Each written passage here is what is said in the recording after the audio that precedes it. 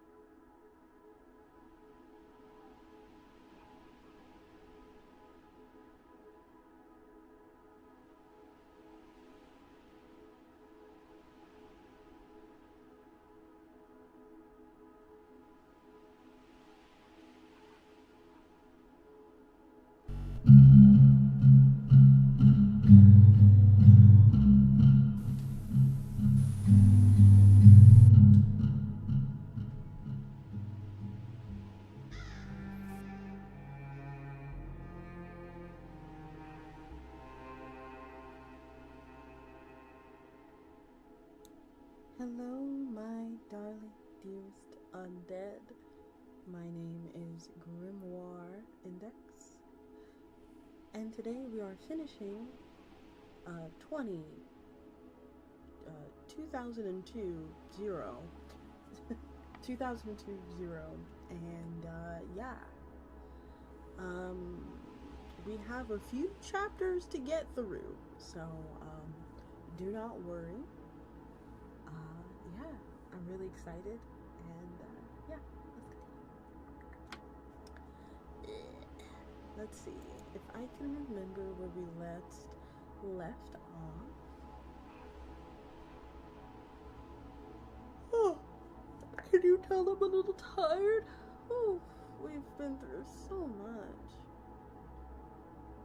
I think it was chapter 3. I'm gonna go with chapter 3.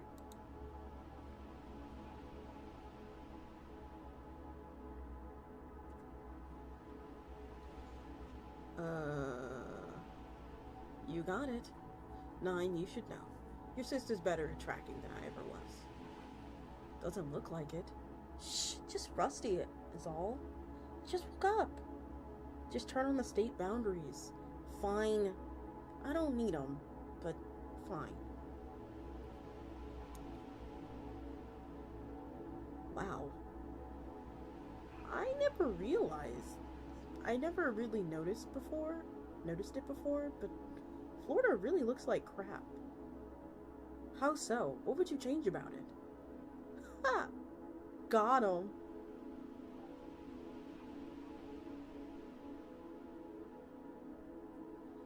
Whoa! Shit, lady, you threw a dart. Fucking beautiful. They haven't gotten far at all. Tough navigating through the suburbs, I'm sure. Especially carrying 9 footballs. Oh yeah, that explains the backpacks. You know, when we were drawing up this game, we thought about making the bags illegal. In the end, we decided to allow them. Kinda regret that now. It would be fun to see them bumble around Georgia with armloads of footballs. At one point, I also wanted to replace the football with a glass of lemonade. Don't spill the lemonade. Who doesn't enjoy a glass of delicious lemonade? Do you even care about the gameplay experience? I think it's very, very obvious that I don't. Anyway, let's listen in on their private conversation. I wanted to say something about that earlier. I don't really feel good about that. Nah, it's fine. All the players agreed to be mic'd up. Wherever this game actually ends, it's gonna make for the best documentary series of all time. And besides, you know, someone out there is probably listening in on us. Guaranteed. Psst. You see, that's 3212 Forest Run, the Stucco House. That's 3214 Forest Run. Okay, wait, is this Forest Drive or Forest Run Trail? Forest Run Drive. Who named these goddamn streets? We gotta get out of this state. Okay, here we go. We're right here. About on the 53/900th yard line.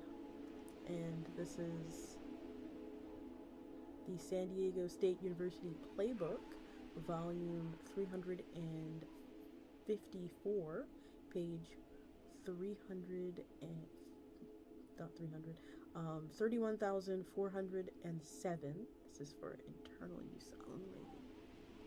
Oh yeah, look at them. They're barely there. Okay. Number 1 is a public swimming pool, which is open through May and September. Number 2 is Mrs. Devereaux's house, believed to be related to the Devereaux family, who lives near the 13,000 west yard line on the Kentucky field. Number 3 is unknown inhabitants are gardeners who frequent their backyard. Friendly with Georgia Tech team, will report unrecognized players. 4, potential safe house has been vacant for 75 years, apparently due to poor renovation work.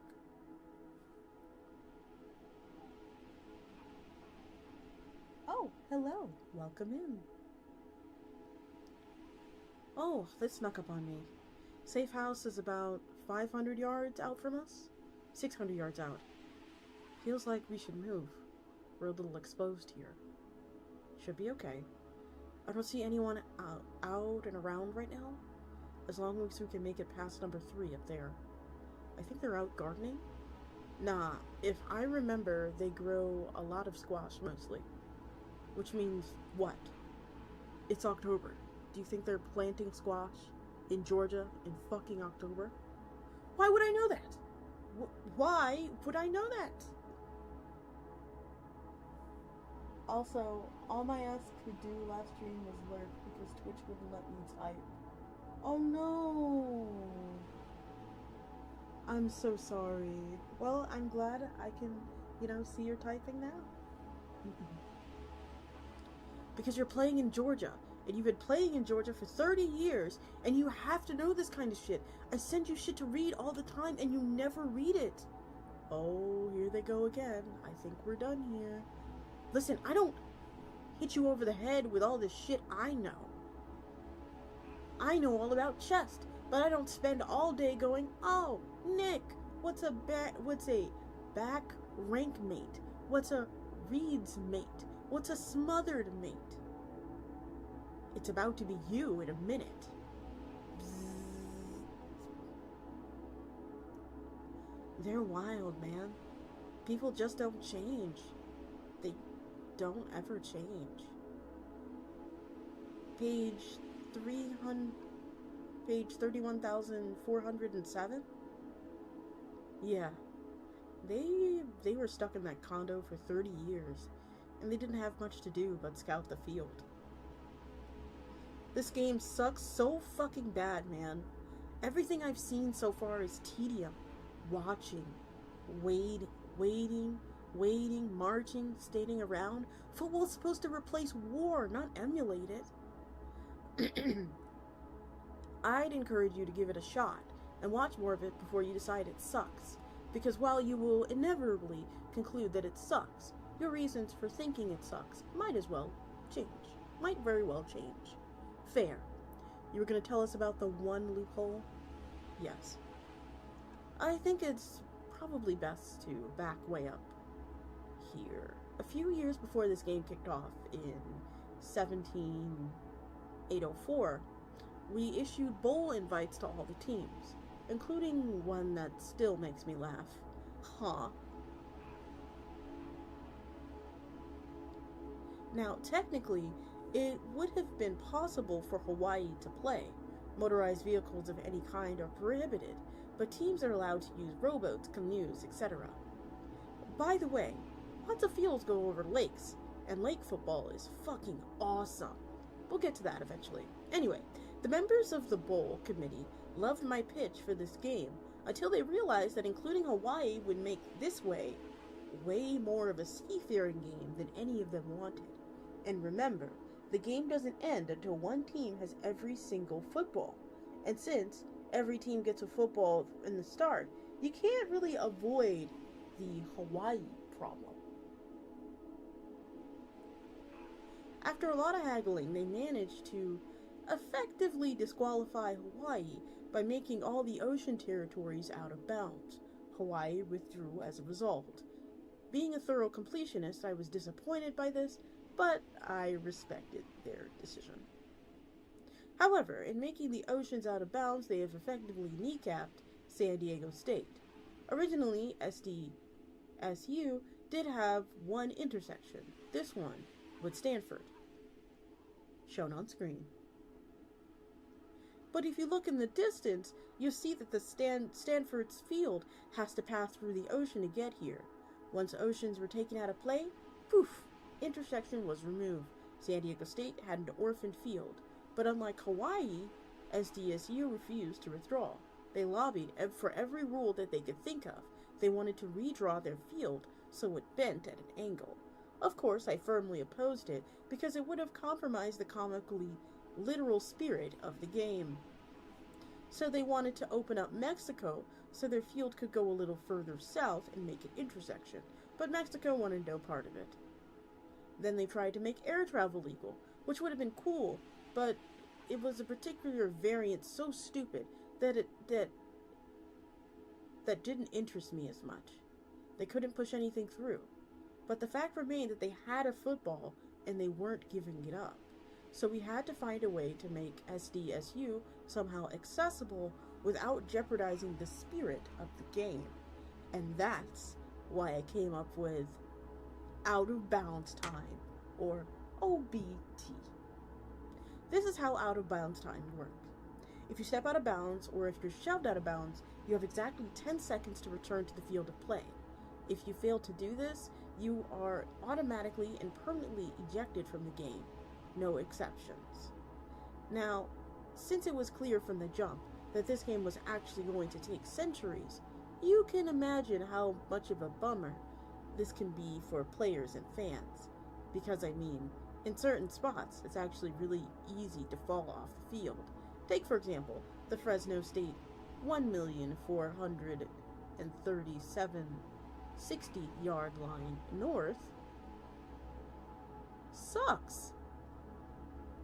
Oh, what the heck? What is that? Sucks real bad. You're on such a slant you could trip and fall down the mountain and not make it back up in time. What if you're a star running back and this happens to you? I mean, how much of a damn zealot do you have to be to play this game for, I don't know, 1,000 years, and then you take one wobbly step and it's all gone. Your whole life, your whole identity, gone. To help mitigate the odds of this happening, I included out of bounds time. Out of bounds time is simple. For every year you spend on the field, you are granted 1 extra second off of it.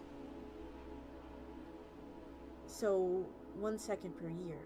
So 1 second per 3153600 seconds.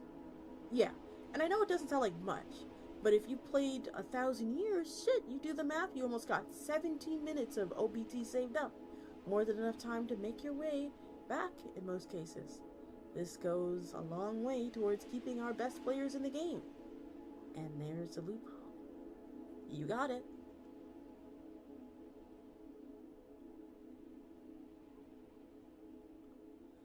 Oh. I see. Because they were there for 30 years. Wow. They must have a lot of time saved up. Damn, that was good. Hey, when you're camping, you're allowed to cook eggs in the bacon grease. It's the rules. Sorry they came out all fucked up looking though. Cast iron skillets aren't good for eggs. I don't really care what they look like. Give me a plate? Oh, thanks. Whoa! Hey, what are you doing? What? You're not supposed to use soap on a cast iron skillet. It doesn't matter. It does! No, it doesn't. You know my whole thing on this. What's that? Every few years, some article comes out and says, listen folks, I see you out here washing your cast iron skillets with soap. No, just no. And then someone else will type, yes, you can. And then someone else is like, we performed an experiment to see who's right once and for all, and you don't remember what they found out. Nobody knows who's right, and they just internalized that last thing they read and forgot about the whole thing. And then a few years later, this happens all over again. This has happened for 18,000 years. Okay, hold on, but high key, right? I thought you weren't supposed to wash them with soap because the soap takes away the seasoning. It actually doesn't matter anymore. It used to matter when soaps were a lot harsher, but modern soaps are gentle enough to be fine. Okay, so as long as you're not using anything that has abrasives in it, it should be okay. Like the barkeep soap. No, just no. It's such a good one. I might just start saying that again just to say it. Just to annoy me? Either that or I can't even. What the hell? Let's bring back the 1940s. Let's check out one of the balls. I don't know. We should probably put this fire out soon. Come on. The back feels empty. No one's coming back this way. We said one. Every night we could check one of them. Alright. Yeah. Want to pick which one? I don't know. Just reach in the bag and take one. I can't believe we got 9 of them. It feels so fucking weird, man. This is like, I mean, how many times has a ball carrier carried this many? Has it ever happened? I wouldn't be surprised if it's never happened. Even if it did, it was probably some big 50 person unit or something. We're just two dudes. I mean, what do we do if we run into a defense and we have to line up at scrimmage? What the fuck does that look like? What kind of fucking play do we run? There's a reason we don't have a play for that, right? It's impossible. We're fast, though. Don't know if anyone's got more speed than us. Here, let me just... I'm gonna draw it up.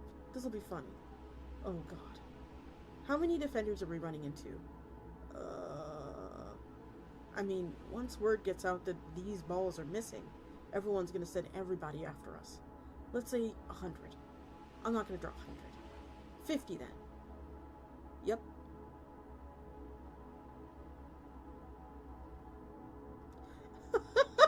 Oh my god. I like to use pear soap, also known as baby soup. I've never used it. Is it nice? Does it smell like pears? Is it like refreshing?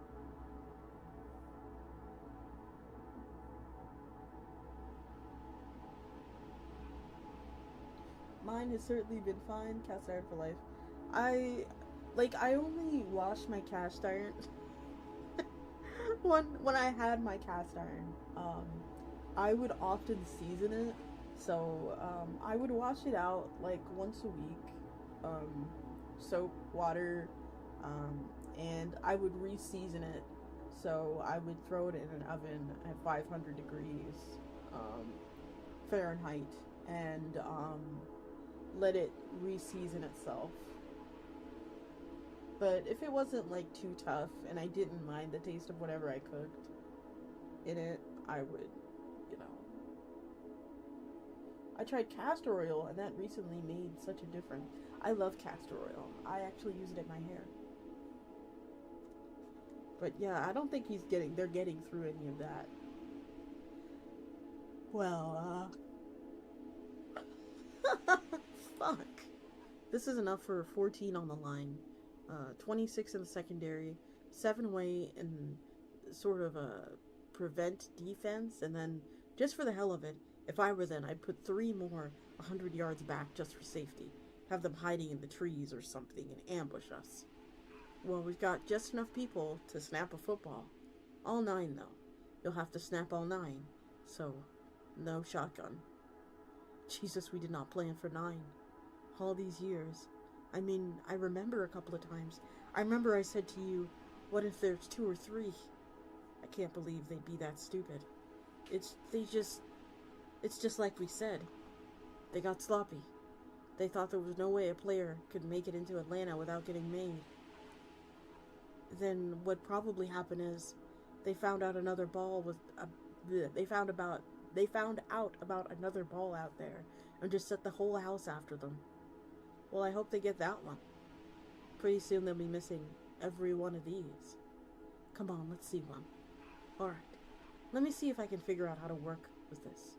Where's my phone? You want me to call it? Oh. No, it was right here. I think after you open the app, you have to give it a minute to pair. But it's gotta be, like, right next to the ball. You gotta hold it right up to it. Alright. Okay. What does it say? Bowl ND. This is the Notre Dame football. Oh, damn. They're one of the goose eggs, right? Let me pull up the scoreboard real fast. ND.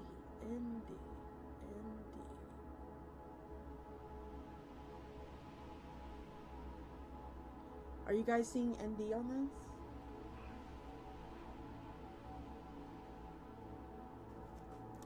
Welcome in, welcome in.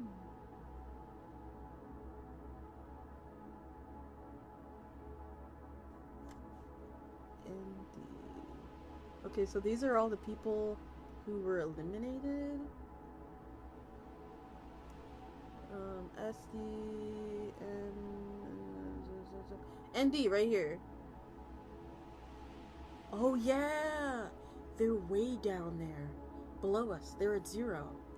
I feel like they fell to 0 really fast, too. Like, first 100 years of the game. I think so, too. They lost this ball early and never got it back. I've never seen them move up the rankings. Notre Dame used to be so good, too. I'm talking, like, way back in the 1900s? No shit. Oh yeah, they won lots of titles in old football. I think anyway. I never watched football back then. I only really know about them because for some reason they'd be on national TV. Like I'd turn on the game one afternoon and they were playing, even in a year where they weren't even good. And I'm like in California. Who the fuck is Notre Dame? Oh, you know what I bet I can do? Look at this. You can hit the history tab to see where it's been. Oh shit, look! Whoa.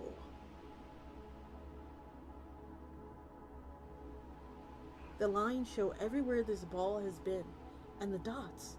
I think the dots show every time it was hidden, or at least every time it stayed in the same place for a while. It's just like you said. They started at Notre Dame, but only stayed there for 76 years. Cut it out. It's not the thing. It's not it. Anyway.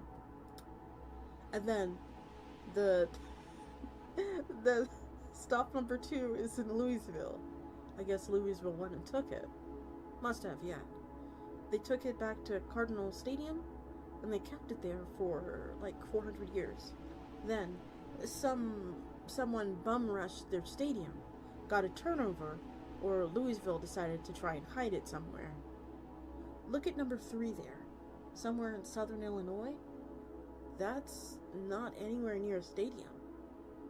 That must have been, let me do the math. Game started in 1784 plus 76 years plus 414 years. I guess it got to 0.3 in the late 183rd century.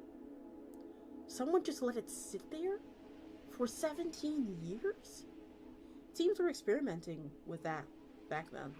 Just hide it in a tree in the middle of nowhere. Way less secure than stashing it in your stadium, obviously. But at least you don't have a target on your back. Stupid. Yeah. Same time, though. That's how old football was, too.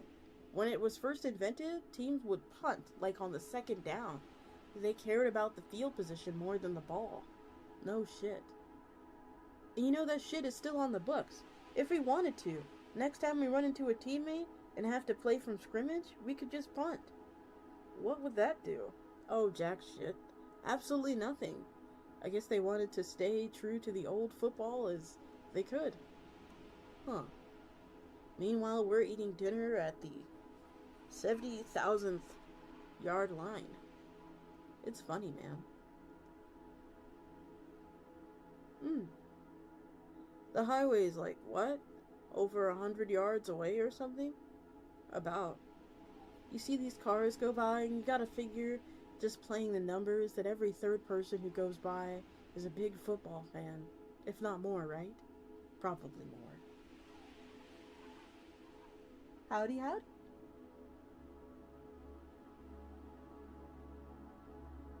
And they got no idea that the biggest thing in football is happening right fucking here. They're driving right past it. When I was little, my family had just one car. My mom had to drive my dad to work, drive him back home, and then later she'd have to go get him again. And his job was like an hour away. And me and my sister were too little to stay at home by ourselves, so we had to come along in the car every time. We'd bring along books and stuff, but I get car sick just looking at them. And a lot of times I couldn't sleep, so I just look out the window. Oh! Excuse me. And when you're on the interstate, there's nothing to do but look at the trees, really. I try to count the trees, but there are just too many, and they go by way too fast. Way too many. So, then I just wonder what those trees were all about. Were they always there? Did someone go and plant them all? I mean, I was a little kid, so I didn't know this stuff. Was it someone's job to plant those trees? How far back did they go? What was behind them? Did anyone live there, back there in the log cabin? What was going on? Then you get a little older, and you just keep your eyes on the road. You got more important things to do, and you don't care anymore. You know it's just trees. But now, here we are. Do you think they can do it?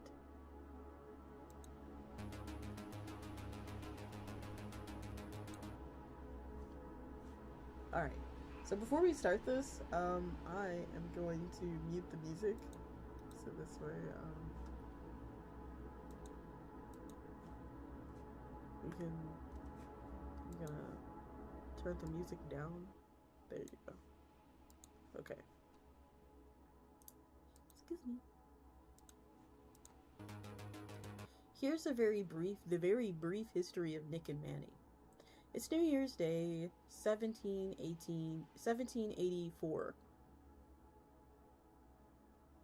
The first day of new college football. It's all anyone in America is talking about. Teams all over the country are bustling over the stadium gates with designs on the building of their football empires. But not San Diego State, the orphaned mockery of the football team. The distance between SDSU's southern eastern terminus and Boise's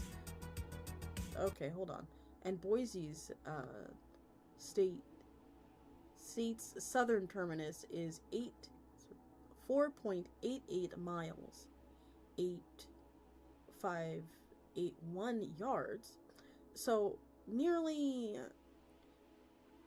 86 football fields. Even for human beings, this was too much of a waste of time. So most of SDSU's players didn't even show up. Some signed up and quit just so they could say they were football players once.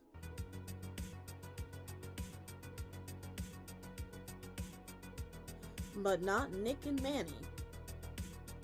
For 1,500 years, they dutifully stayed on the field, endlessly cross-training through the mountains and improving their 5-mile run time. Now, then, one day in 1934, with 25 minutes saved up apiece, they went for broke. Their pace was unlike anything the sport had ever seen. They both maintained a is that a ratio of, hold on, is that a ratio? It's like, oh, okay. To be 353 353 mile pace for nearly 5 miles. They made it in 1857. Nick and Manny spent the following centuries roaming other fields, scouting, spying, gaining intel, looking for a big score, all the while saving up more OBT. No one bothered them as much because they were SDSU players. No one accounted for them. No one even recognized them.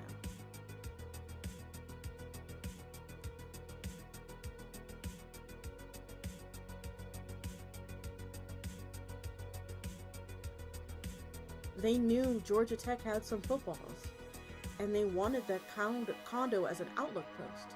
But think about it. Atlanta is a city full of football fans. No one's going to sell a condo on that field that close to a stadium to someone who might be an opposing player. So they had to build a history first. First they lived in Camden, then Woodstock, then Roswell, then Duluth, then Fayetteville, all through the area. Soon they had hundreds of years of rental history, establishing that they were ordinary Georgia folk. And then they finally settled down and bought that condo. Always a big moment in a young couple's life. So they're like 18,000 years old? Yeah, 18,000 out of how many? A trillion? A billion? Times infinity? We're all babies. Anyway, they were planning on staying in that condo for a very long time, but then they saw the drop the other day and realized that they couldn't pass it up. And now this is where they stand. Both Nick and Manny both have 1,079 seconds of OPT. That's 17 minutes and 59 seconds. In order to make the return trip across the desert, they're going to have to shave out about a minute of their previous time. And they'll have to do it while carrying 9 footballs. 9.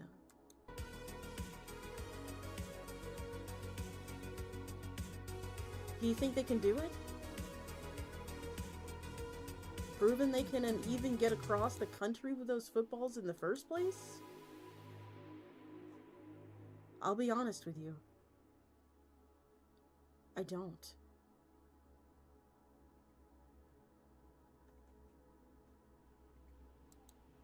And that's where we're gonna stop for the ads. Ads are literally just showing up, so not to worry. I do not read while the ads are present. The ad demons are present. So, yeah. Oh my goodness, everybody is so lively today. Welcome in, welcome in. I hope you guys are comfy and enjoying me read this amazing tale. I'm so excited there is more. I'm so happy. Now, mind you, I'm not a football aficionado. Football is not for me. My dyslexia likes to appear whenever numbers happen. So, I try my best. Please forgive me.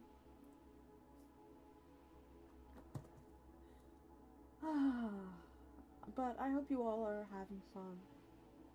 I like the idea that they kept the gambit going for so long. Like, that is some dedication. Because this entire time, I thought they were Georgia residents. I mean, they would technically be Georgia residents, by the way. They would be Georgia residents by then. But I thought that they were originally from Georgia. They were from the opposing team that was in Georgia.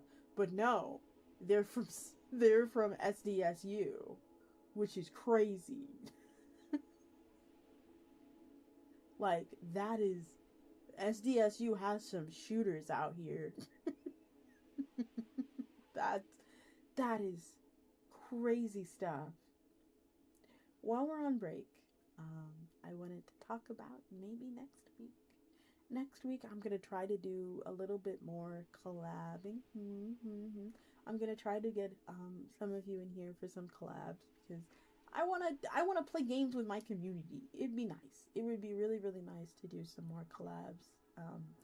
If that means like ASMR collabs or some friend sloppy collabs. As you all know, I am not a fan of friend slop entirely. But I know a lot of you like watching it. So, I will definitely give it a try. I will be picking up Repo. I do own Lethal Company, but it is not my favorite. I have, Left 4 Dead. Oh, no. Yeah, Left 4 Dead. Y'all... Oh, my goodness. You are going to have to come up with the other 3 people to play Left 4 Dead with. You are going to have to come up with that. Oh, easily. Oh my goodness. and they have socials already. Yeah, just you're gonna have to come up with the other people for Left 4 Dead, if you want us to play Left 4 Dead. And we can even do like a round robin thing. I think Left 4 Dead's free too, so. Depends if my mates count. No.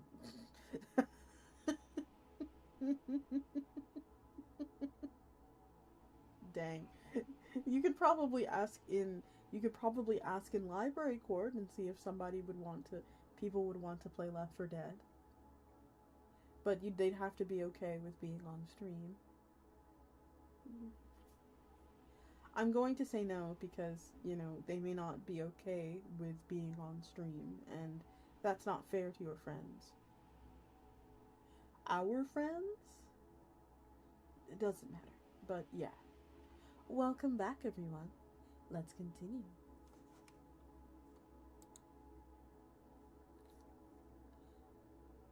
Oh, wow.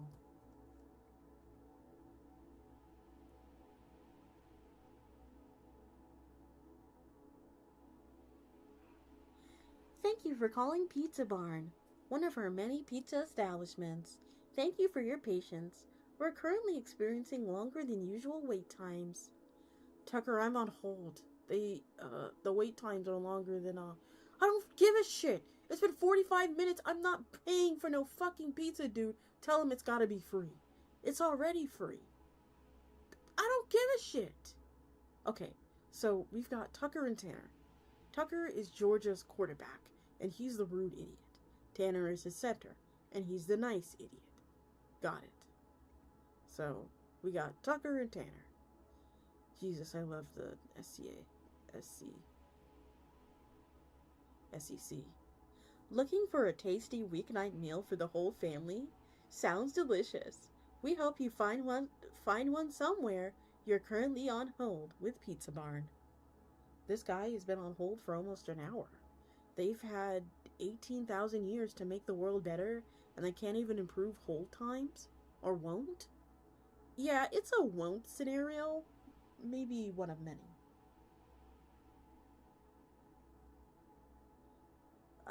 I've asked it before, and I've asked it again. Why not?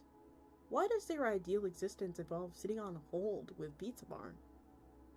The ideal world is an imperfect being, is an imperfect world.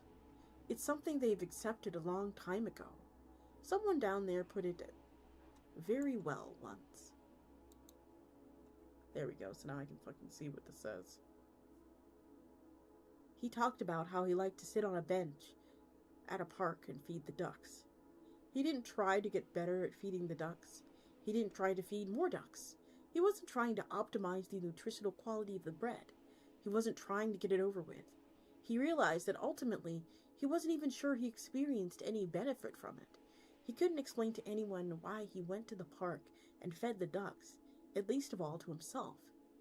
He was feeding the ducks because he was feeding the ducks because he was feeding the ducks. Why? Because he was feeding the ducks. Why? Because he was feeding the ducks. Why? Because... Hey, fuck off. Lol. No. No. No lowercasing. Not you two. I do what I feel like. Jews can do it because he's European. You and I are NASA born and bred. We have standards. To all my Europeans in the chat. You now have to type in lowercase only. I'm sorry. I don't make the rules.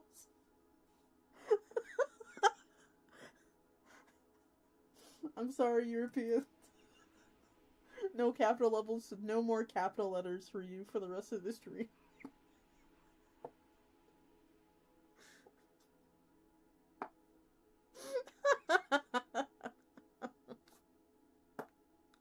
Wow, standards.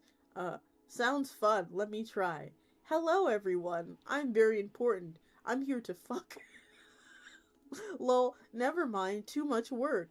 You do it sometimes, though. I've noticed. Sometimes proper nouns you capitalize. Others you don't. I have no style guide. You got style like this? You don't guide it. You just blow it out of your ass like yesterday's yogurt. Besides, none of that matters. Or never did.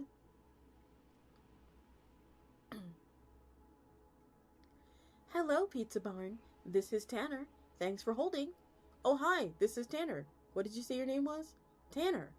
Ha! My name's Tanner, too. I'm bored. I'm gonna have to place you back on hold. Click. Are you a big fan of pizza, but you've never eaten it before? Today's your lucky day. You're on hold with Pizza Barn, a pizza restaurant. Anyway, I'm gonna pretend I know and follow the plot.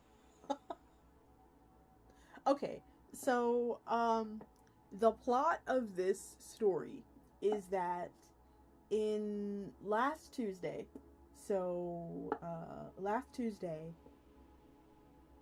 literally our time last Tuesday, humanity essentially lost the ability to age and die. We just stopped aging. We kind of regressed back into our 20s, 30s-ish. Like, whatever age you feel yourself that you want to be right now, you could be that age. And you would be completely healthy. And nobody dies anymore. The children decide to grow up. And once they become adults, they stay adults. That's it. Nobody grows. Nobody gets to have babies. There's no more babies. Everybody is alive. And essentially what has happened is that humanity has decided that their natural sport of choice is football.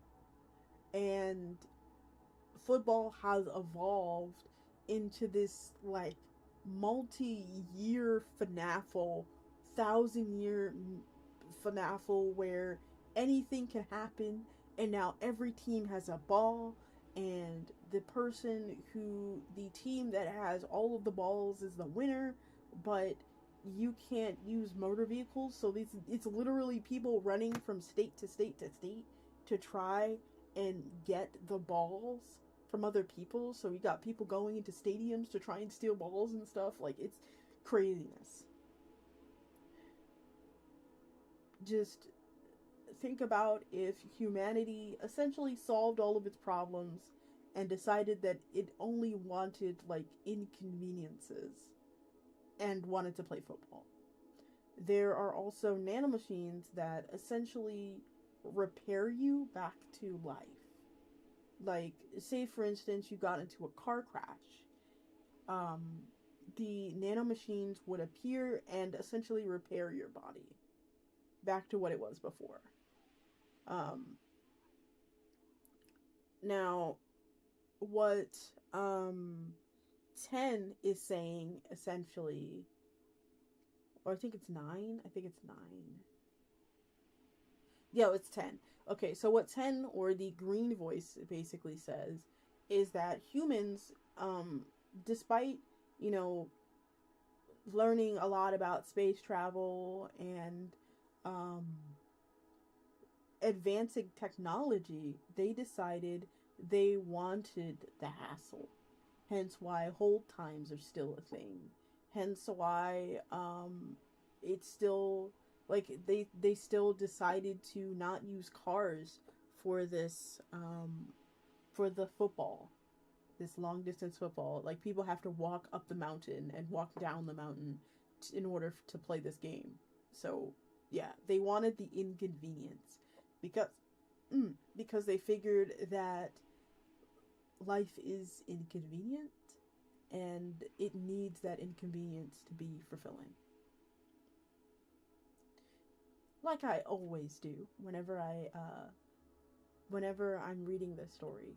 My question to chat is, if tomorrow you could be right as rain, you never aged again, you didn't have to worry about anything, there was no more famine, no more war, whatever, you could do whatever you wanted, what is the first thing that you would do?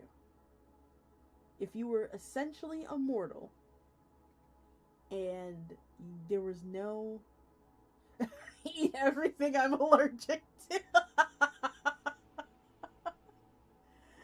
I mean, yeah, that would be really nice. I would love to be able to drink a full pina colada again. That was the best.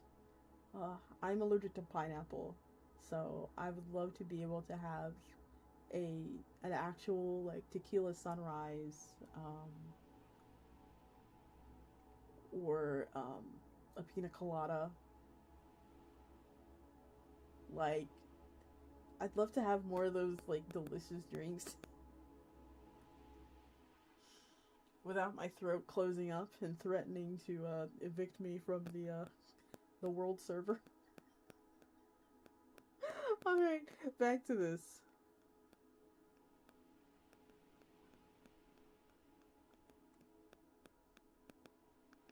What did he say? He said he was gonna put me on hold. Again. Well, he said his name was Tanner, and I told him that it was funny because Tanner's my name too. And then he said I was boring, so he put me on hold some more. Give me the fucking phone. Give me the phone. I need a representative. Representative? Representative. Representative, representative, representative. Representative, representative, representative, representative, representative, representative, representative, representative. I don't think that representative only works with a recorded message. It's only the automated representative robot computer thing works with. God, you beautiful idiot. Tucker is an absolute fucking dolt. He's one of my favorite players in the country. What other quarterback is gonna stand in the pocket and order pizza? I ask you. I mean, there is no pocket. Have you looked? No. Well, then look.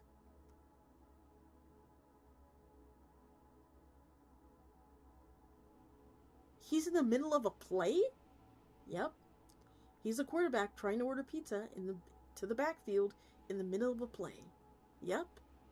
Why? Well, you'd imagine he's hungry, wouldn't he? Up until now, this game basically looked like a giant scavenger hunt. Now it looks like an actual football all of a sudden. What's going on here? Can I read the rules of this game somewhere? Yeah, I'll drop them for you to find. Here you go. Did you write this rulebook? Yeah. Hold on one second. What? It's an actual PDF! It's an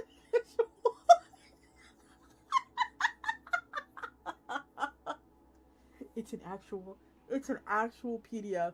Guys, it's an actual PDF. Guys.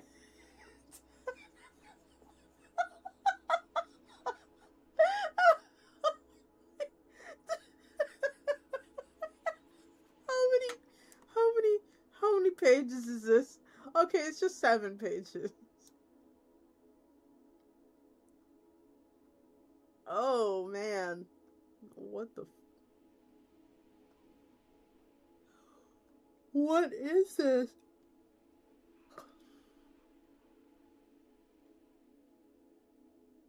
What the fuck? No cannons? You can't use cannons. You can't use cannons. No cannons, no trench buckets, no onagers, no using any machine to propel a player or football through the air is strictly prohibited. We have been over this. Water vehicles. Certain parts of the field run across through large stretches of water, notably the Great Lakes and southern Great Lakes. Manual-powered crafts such as rowboats, canoes are allowed, but motorized crafts are illegal. Water is strictly constricted to free play territory. Scrimmage rules do not apply. While in water, any player is allowed to make any play on the ball at any time. I just...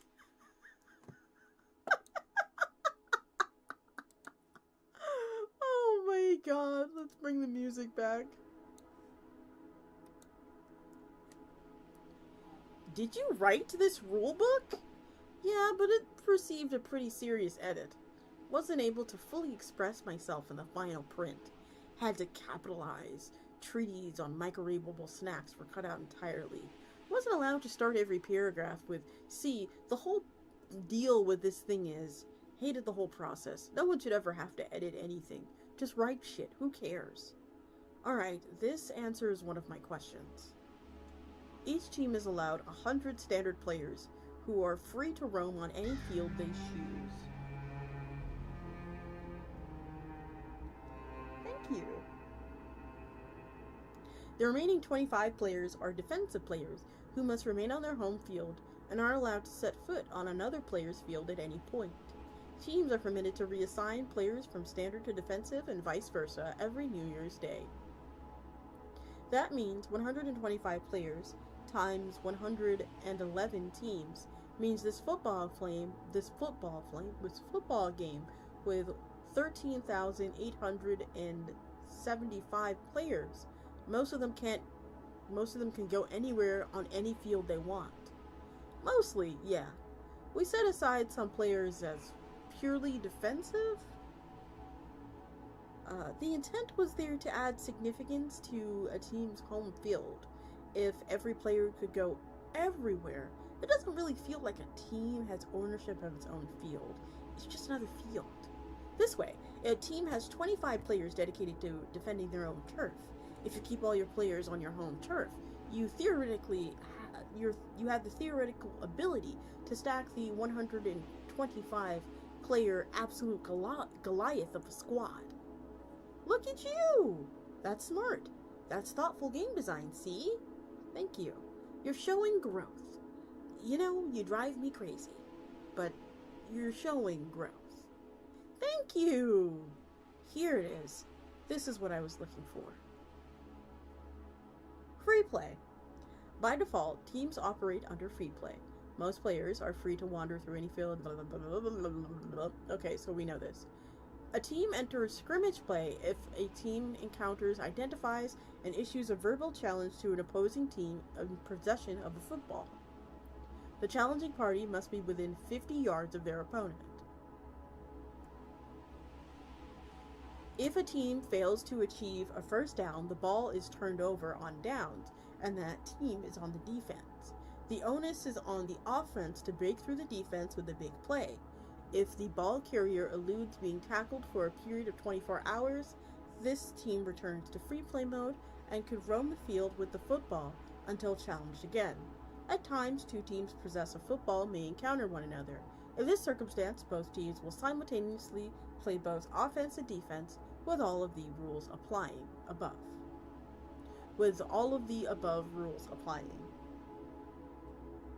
So there's free play, there's scrimmage play. So free play is what we've been seeing Nick and Manny, who are just sneaking around wherever. Scrimmage play is normal football, whenever we get two teams run into each other. Mostly right. I mean, if two teams run into each other, but neither team has a ball, there's no line of scrimmage because there's no ball. There's nothing to fight over. So they usually just wave hello and go on their way. Of course, once in a while, they just put up their fists and beat the fuck out of each other. Sometimes for no reason other than they don't like each other. That's always fun.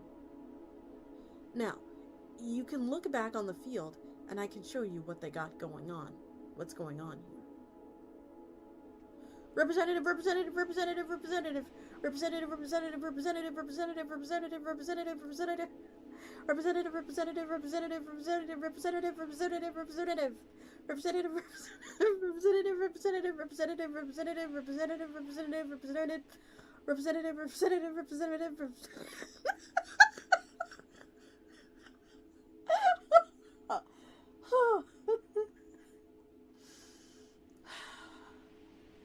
This guy's a dumbass.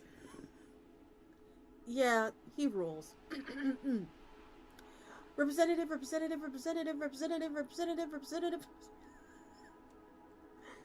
Just imagine I said all of this. Hello. Representative. Thank you. Representative. Thank you for holding. Representative. Excuse me, sir? Representative. Sir. Representative. Sir, this is a real person. You're not on hold. What? Who are you? That was just a recording. It wouldn't have been able to detect your... Y'all were supposed to have my pizzas delivered here an hour ago, and I've been hungry. It's been an hour, and y'all were supposed to deliver my pizza an hour ago. I'm sorry, sir. What was the delivery address? I don't got no delivery address. It's like I told y'all people. We're on the Georgia field. I'm on the Georgia football team. We're right up here on Ball Ground Highway. I don't really like football.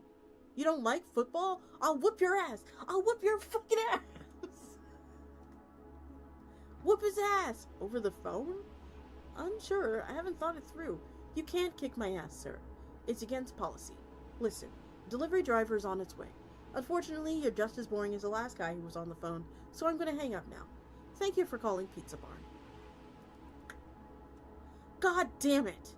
Anyway, Man, I love saying anyway. I feel like I say it all the time. Anyway, suppose you're Georgia and you've got 2 footballs to your name, and the area's getting quite a little hot. Lots of other teams around. So you're trying to keep them off your field. Maybe it's because you're trying to protect your footballs. Maybe it's because you made an agreement with another team. Like, hey, we heard Vanderbilt's gunning for you, but they're not going to use our field to get there. You can form alliances with other teams. Yup. That's interesting. Yup. However, the term of any sort of alliance are enforced by game officials, such as myself. They can backstab you at any time, so it's completely legal to do so. Of course, you do that and your reputation goes to shit. You'll never be able to call any favors with anybody. For now, Georgia's keeping opponents off the field as a favor to Georgia Southern, who feel like they got a target on their back right now. The idea is being that they can ask Georgia Southern for a favor of some kind for later. And that's what's up here. Georgia actually marched up their field to the intersection here to block everyone's way.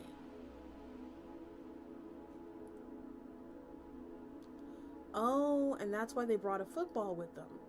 If Georgia's just stationed a bunch of defenders up here, they couldn't really stop anyone from moving through.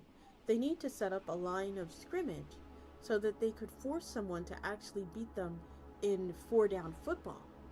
And for that, they need a ball. Exactly it.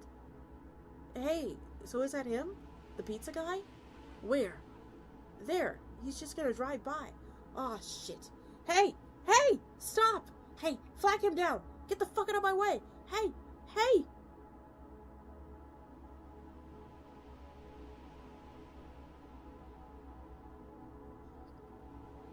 Outstanding pocket mobility on display here. The defense doesn't seem to really give a shit, do they? Not really. That's actually a Georgia Tech defense. They locked horns with Georgia offense around a month ago. What down is it? Oh, it's first down, the first play of the drive. This play has been going on for a month? Yeah, about a couple things make it possible. First, they strategically set it up so that the line of scrimmage falls right along the highway. Classic pain-in-the-ass move. Real tough to blitz a team through traffic. The nanotechnology would keep them out of danger, though. Yeah, but it still hurts. Even if you were guaranteed you wouldn't be injured, you still wouldn't want to get hit by a truck, right? Hi, Grim. Hi! Yeah, that's absolutely still an issue. Human beings don't like getting hit by stuff, no matter how immortal they are. That's a big deal on some of the fields up north. There's bison up there, and they'll charge you as soon as they look at you. Bad news. So the second, more obvious reason that Georgia Tech is comically outnumbers 38 players to 5. Why does Tech even bother? Probably to see if they can catch them napping at any point. Even if you have a huge personnel advantage, securing the ball for a month straight might be harder than you think. You want me to take the ball, boss? Nah, I got it. What kind of pizza you get, boss? I don't know. You know, there was this thing I was reading on the internet, like a list of best, the people's favorite pizza toppings, like a ranking of the pizza toppings, and I remember it talked about pineapples on the pizza. I don't remember what it said and what rank it had, but it was like a list of the pizza toppings, and fuck off, I'm trying to eat. I just assumed that he was ordering pizza for everybody. Look at him. He ordered one pizza, he's gonna eat it all to himself? That reminds me of Don Mauricio? Don Mauricio. Who? Don Mauricio. The Magnificent Mauricio. He wrestled in the WWF for a while in the 1980s.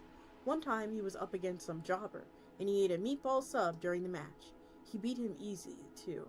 When he was pinned down for the 3 count, he was still chewing on his sandwich. You guys didn't know about this? No, which I deeply regret. How did you find out about that? I don't know, I just like to dig through stuff. Both of you have been out in hibernation way longer than I have. How is this news to you and not me? 9? I think you found a talent. God, look, he's getting pizza sauce all over the football. Absolute slob. Horrendous leadership. Once this game Once the game is a couple thousand years old, you start to see people like this. Players leave the game, and some of the ones who take their place aren't exactly world-class competitors. See, this right here is why Tech's bothering to stick around. Georgia's got numbers, but got zero discipline. Up there on the shoulder of the road, you got 11 players taking shift as linemen and 7 more in the immediate backfield, but they're all pretty checked out at the moment. 19 more a little further back, just kind of sitting around. That adds up to 37 players. You said they had 38 here? Huh. Weird. Y'all check my math. 1, 2, 3, 4, 5, 6. I got 37 for sure. Same. What the hell? I mean, game data says that there are definitely 38 players here.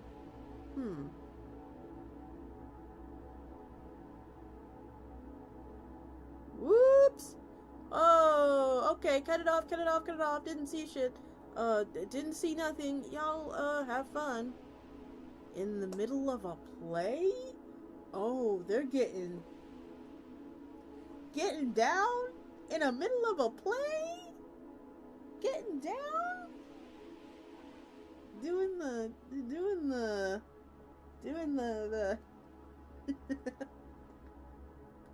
doing the flappy dummy? In the middle of a football play? Come on now. You can't wait. I gotta get it in now. In the middle of a play right now. You gotta have it right now.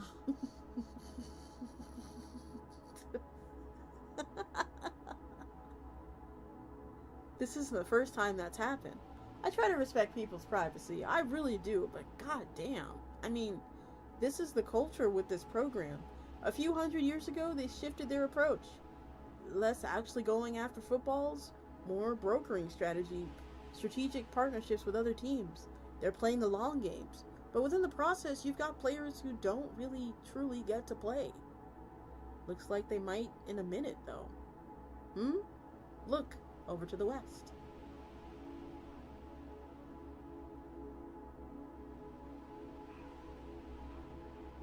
Oh, hello, old friends. Those are the Georgia Tech players we saw. The one that left Tech's campus the other night? This is where they were heading. Yeah, they're laying low just behind the tree line there. Okay, we might see some shit any minute now. If you're outnumbered 38-5, your odds of prying the ball loose are pretty slim. Generally, those numbers improve to 38-15. Your odds are a bit better, but not by a lot. But if 10 of those players are hidden, Georgia doesn't see them coming? Yeah, this is gonna get grody. I'd blitz right now if I were them. I don't know if I think I'd let the quarterback eat more of its pizza first. Make him run around with a full tummy. I'm trying this game out and I think I got it. Teams don't have any means of precisely looking up where their opponents are, but they do collect intelligence, right? And it's not unreasonable to assume that Georgia had Georgia Tech's players pretty well pegged. They knew that Tech had almost all of their players up north, with a few hanging back in Atlanta to defend. What they were wrong to assume was those players in Atlanta were defensive players. Therefore, they aren't allowed to leave their home field. Therefore, Georgia doesn't have to worry about them. But they're standard players, not defensive players. They can roam wherever, including right here. Big fake out by Tech. That checks out. Yeah, that's good. That's crafty. Or at least it would be, if Tech didn't abandon their footballs in Atlanta. Does Tech know their footballs have been stolen yet? And no. And that's another thing I'll explain in a minute. Geez, that's a lot of dominoes here. Georgia Southern asks, oh, did I get clips? Alright. Georgia Southern asked Georgia to form a roadblock, which baits Georgia Tech into emptying their backfield to try to make a play on the ball, which lets San Diego State clean them out. It's personally gratifying to me to see you coming around on this game. No, I'm not coming around on anything. This is all stupid, and it's just stupid in a labyrinthian fashion that once in a while I'll produce something cool. It'll produce something cool by accident. Whoa, tech's moving. They're moving. Uh-oh.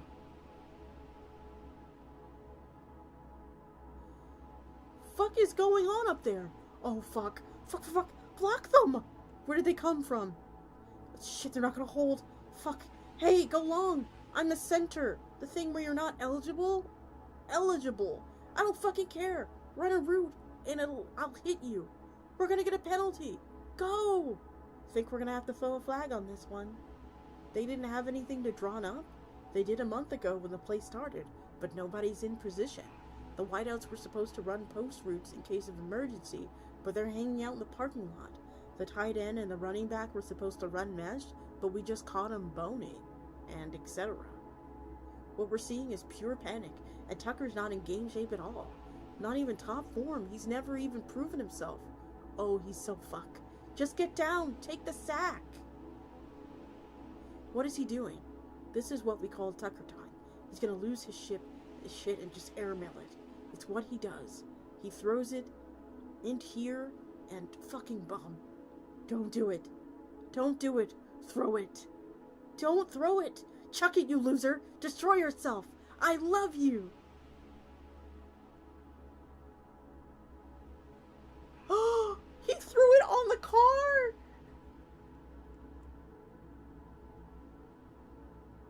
Huh?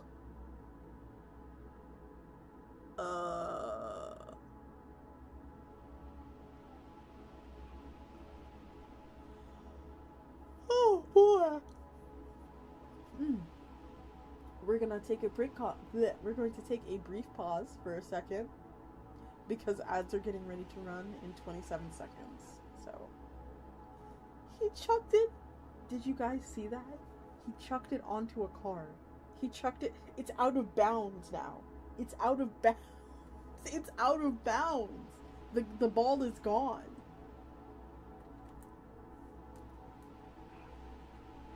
Oh my goodness.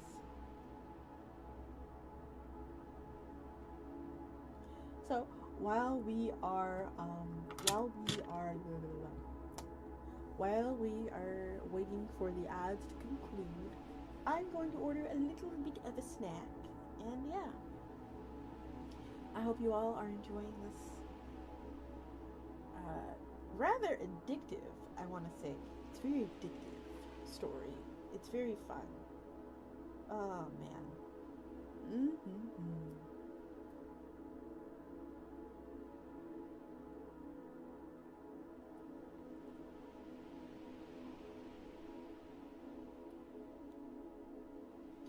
Yeah, I think I'm gonna have a burrito tonight. Do you guys like burritos? I like burritos. Let's see which burrito I want.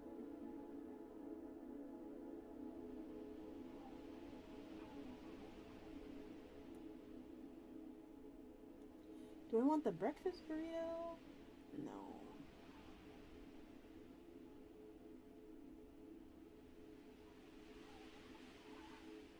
I've never tasted a burrito before.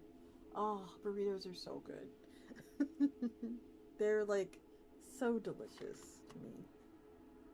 Let me check on everyone.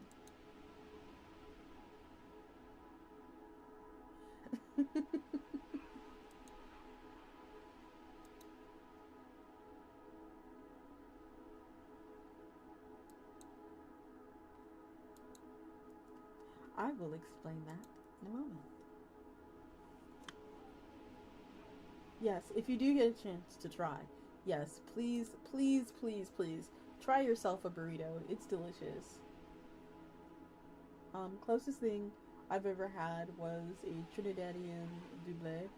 Ooh, that sounds delicious. Oh my god. Ah, man. I love West Indian cooking. Oh my goodness. West Indian cooking is my favorite. I guess I'm gonna have to have Taco Bell. Unfortunate.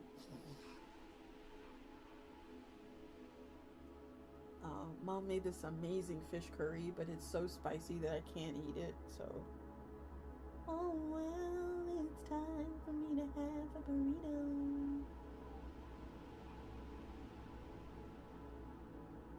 I remember on Twitter last week, people were like expecting this to actually happen. The diarrhea giving Taco Bell. It doesn't really give me it. I don't want to say it doesn't really give me diarrhea. It doesn't. I'm a little bit too regulated for that. I feel like I'm too regulated for it to actually hurt me in any way.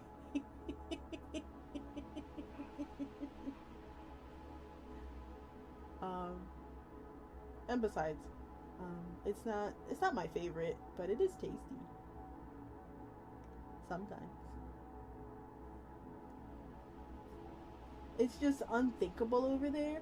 I want to taste what your Taco Bell tastes like. When I'm over there, I gotta try it.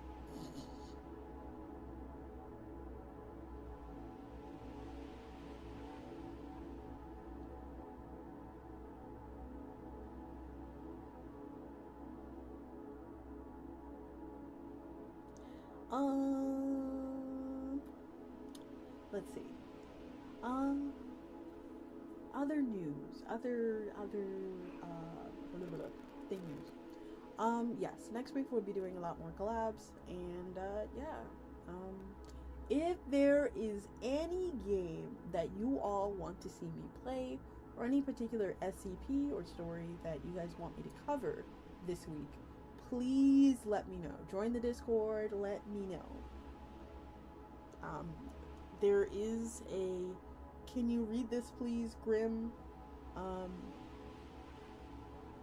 chat. So yeah, just let me know exactly what it is. There's a couple of foods, any fast food that's doing that to you is considered huge, possibly shut down the restaurant issue here. Yeah, there's a couple of food stuff that spread. Yeah, Arby's is terrible. Arby's is so bad. Ah, man. I don't know what happened. Arby's is so bad. Okay, so I was being daring. Your Grim, she was being daring. I had the Arby's steak tips, the little steak tips. I tried those. They were the most disgusting things I have ever had. They tasted like old salmon and shoe leather. And even if you like coated it in sauce, it tasted like old salmon shoe leather and then like watered down Thousand Island dressing with like a little bit of pepper in it. Like, it was that bad. I do not trust Arby's with anything.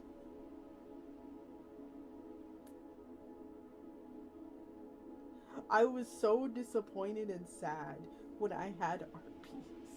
And mind you, I had it recently, so nobody can tell me anything.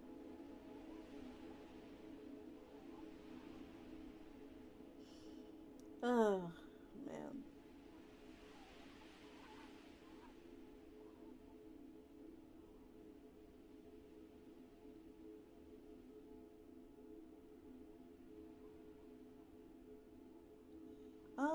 Let's go with this. Yeah, that's fine. Okay. I will say, I don't know what it is like in the US, but Taco Bell Volcano Burrito is so anemic. I'm a giant spice wuss and it doesn't even register as spicy for me. I mean, nothing is spicy if it's made for, like, the standard people, so. Like, there's something that is white people spicy, and then there's not spicy, white people spicy, and then there's actually mild. There's mild, and then there's spicy. It's not even white people spicy. Like, I know people who think mayo is spicy. Like, that is bad. Oh, man.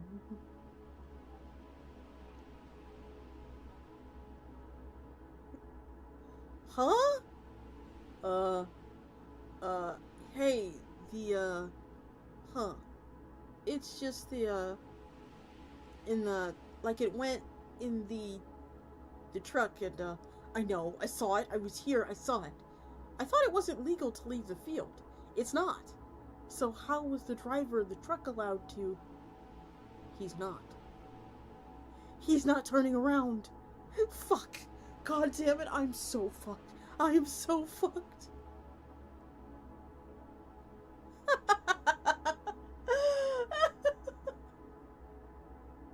I've heard someone say that we both know, called ketchup spicy.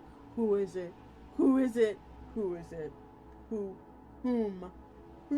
So I can make fun of them later. They've never tasted seasoning in their life. No. Get this guy some sazon. Real fast. Get the sazon. You gotta sprinkle a little sazon.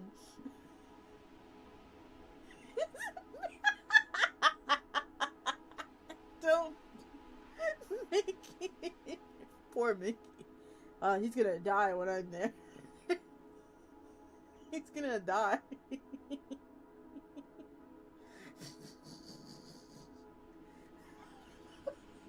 That's so funny.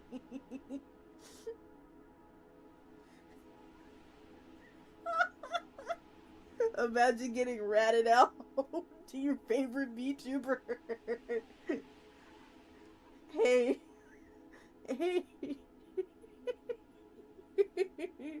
Imagine ratting one of your roommates out to your favorite VTuber. That's crazy.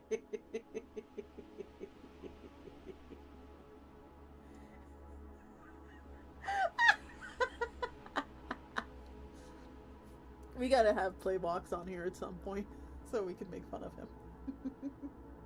But not really. Like, gently make fun of him. You want some ketchup on those fries?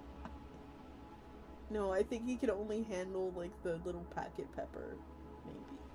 Maybe. I can run the plates. What do you do in this situation? Oh, fuck. LOL.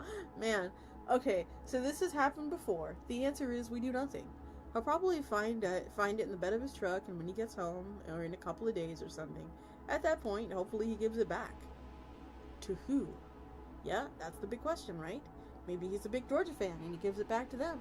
Or maybe he's a Nebraska transplant and a big Huskers fan, so he decides to take a road trip and give it to them. Or maybe he thinks football is stupid and throws it in the garbage. Or maybe this is a rental car, and one of the rental agents finds it, and when he returns it next week. You don't even want to reach out to him? As a game official, it's not really my place. If you're watching a normal game of football and everyone thinks the ball is dead, and the ref doesn't blow the whistle, would you expect him to yell out, "Hey, the ball is still live. Let's look at the big board."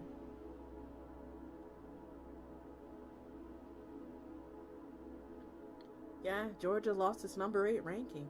End of an era. Damn. Down to 28th way tied for 13th. Oh, I get it. I was wondering why Georgia Tech still has a 9 on the board.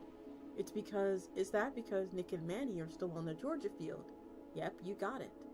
That's how possession is defined. It's not about who actually is holding the ball. It's about whose field is on at the moment. Which is great for Nick and Manny, who can do a pretty good distance without anyone even knowing the balls are gone. All the footballs have geolocation sensors on them, so this is all tracked automatically. Tell you what, our friend in the pickup truck is about to give us a very useful demonstration. Let's take a ride. This is such a confusing football game. Hopefully our guy is going to take us on the highway.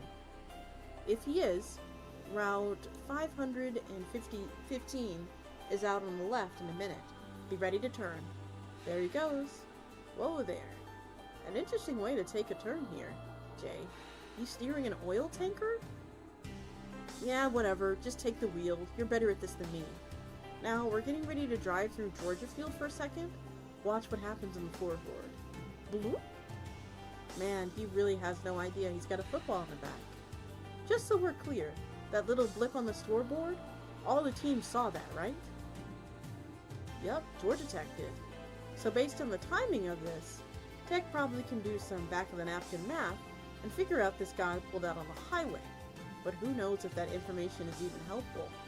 Probably not. Now here's the important thing about the scoreboard. The full view is the administration version, the version that displays all the data. Only the game officials get to look at this. The teams and the players will never see this. For example, Georgia Tech gets to look at this instead. So you see the teams ranked by how many footballs you actually have, but you don't see how many actual footballs they have. Yep, you see who's winning, but you don't know how much. But you don't know by how much. It looks like we'll be passing through Georgia State's field shortly. Can we look at their scoreboard? Yep, let me pull it up. That is not a lot of information to work with. Then again though, it lets you know that there's a ball in your field that you wouldn't already know about. Oh yeah, for sure. News you can use. News you can use. Huh, I like that. You think I'm the first one to ever come up with that? No, Will's Bar Record. September 8th, 1930. It's news you can use. Now shut up, I want to see this. Lol, excuse me, Jesus. Bloop. Well, that must have been fun for Georgia State. They jumped to the 8th ranked team for the nation of 3 seconds or so. They waited centuries to get there too. They haven't seen that scoreboard ding in ages. What is Georgia State supposed to do with that? I mean, jack shit really. They only know that the ball is somewhere on their field, but they don't know where, and their field goes from Florida to Michigan. Good luck with that. This is a confusing football game. Why? Thank you.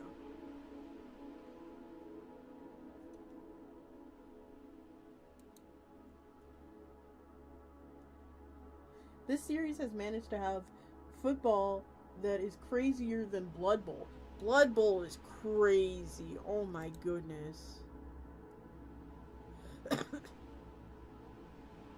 Excuse me. Hey, Coach. It's Monica. Yeah. Still nothing. He keeps saying it was, like, in a chest or something. Treasure chest? I don't know what the difference between a chest and a treasure chest besides the treasure. I know. I'm not sure. UCLA is asking for an extension, though. They want us to have 3 more days. I don't know. We can't be sure, of course. He might be fucking with us. But he seems, like, obsessed with this. Like, he knows the ball is in there somewhere. Yeah.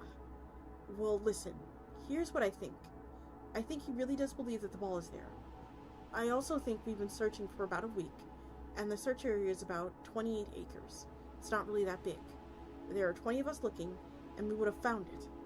Okay. I'm good with that. I'll let him know. Yep. Bye-bye.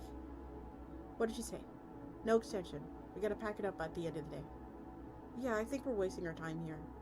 Did she tell you about the scoreboard? No, what? We moved up the rankings. Look, this was just a minute ago.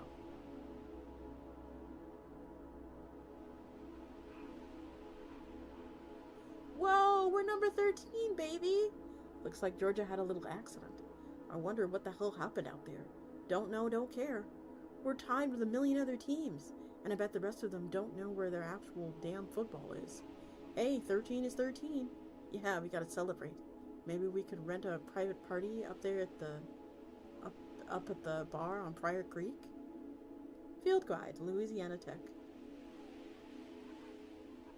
Yeah, but you know the field only runs along the indoor part of the bar?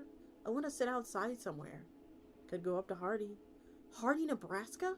I think that's the nearest bar if we keep going north. I don't know. We'll see what Coach thinks about it. Anyway, gonna bring the news to Grumpy. Not Grumpy. You don't have to call him that. I mean, we've been around the dude for a week, and all he does is mope around. If I fumbled, I might too. It was 63 years ago. Whatever. I'm gonna head up there. I'll be back. Where's he at? He was about the 4,090th yard line last I saw him. Alright, I'll be back.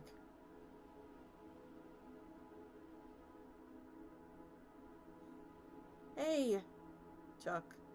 Hey. You see the scoreboard? I was, uh, still looking. Georgia lost the football. This was just a minute ago. No fooling? Someone else pick it up? Not as far as we can tell. Well, what do you want to do now is...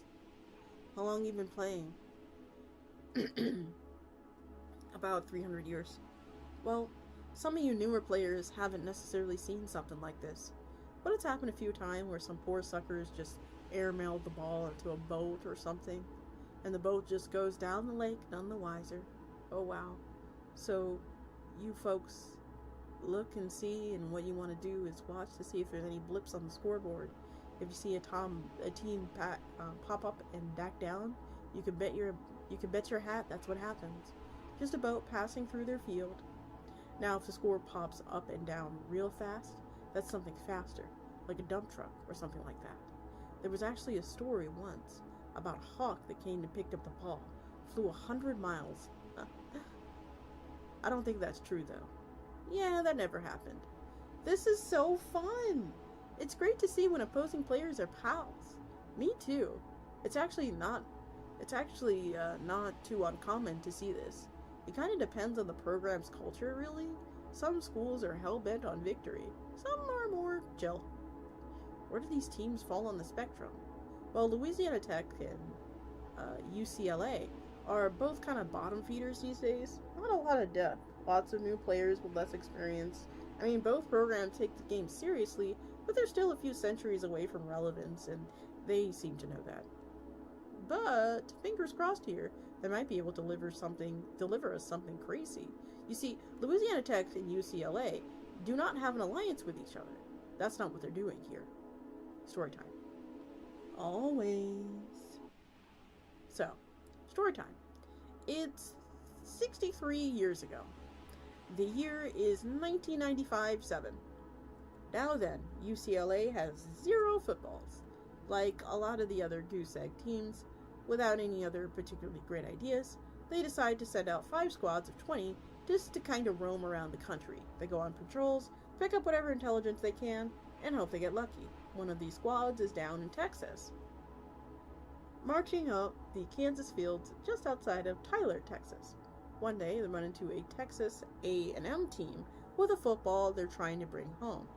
The team has about 28 players, outnumbering UCLA a few, but hey, it's enough to play some football.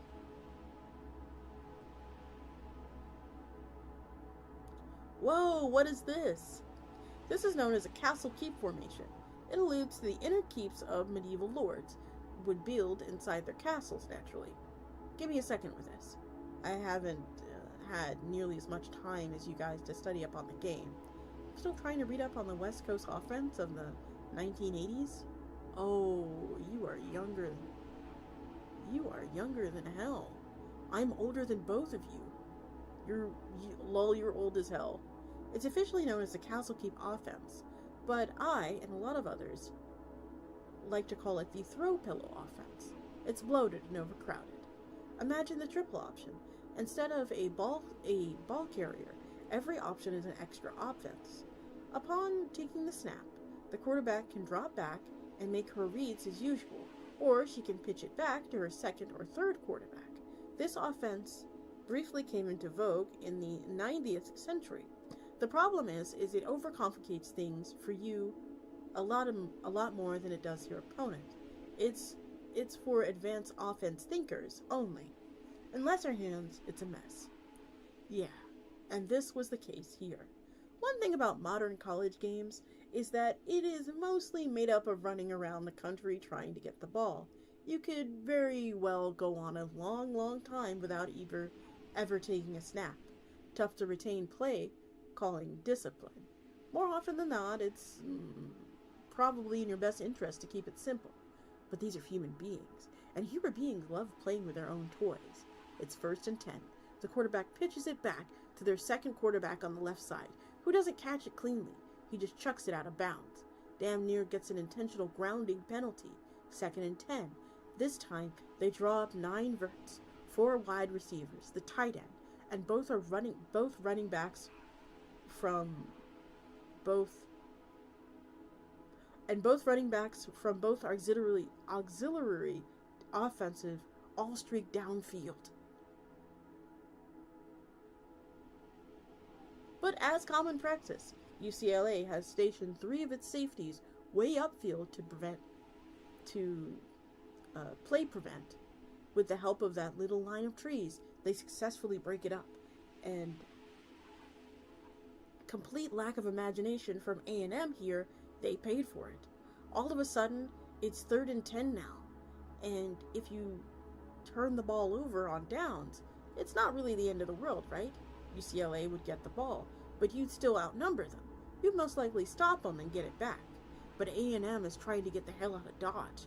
They're tired and it's getting late. They want to make one huge gain that lets them streak miles downfield and get this over with. So they call 9 verts again. This sucks. They need to ditch this offense. You outnumber them. You don't need to try misdirection or obscure intent. Just beat them. I agree with you.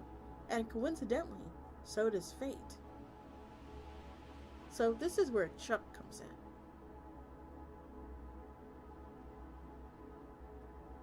Chuck is a terrific player whose talents as a defensive end have been wasted on UCLA Bruins. This is the first time he's ever had a sniff at the scrimmage football in hundreds of years. This was his big chance. And as one of the de facto leaders of the squad, it's his turn to call the defensive next play. He calls everyone's favorite, Zero Blitz. Fuck yeah! Whoa. Jesus, okay. It's my favorite, I'm sorry.